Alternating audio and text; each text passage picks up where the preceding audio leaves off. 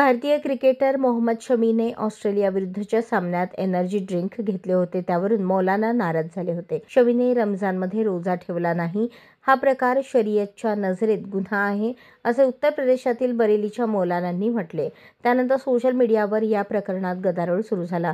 आता मोहम्मद शमीचे समर्थन करण्यासाठी माजी कोच बदरुद्दीन सिद्दीकी आले आहेत. सिद्दीकी यांनी म्हटले की मोहम्मद शमी याचा या प्रकरणात दोष नाही. संपूर्ण देश त्याच्या पाठीशी आहे.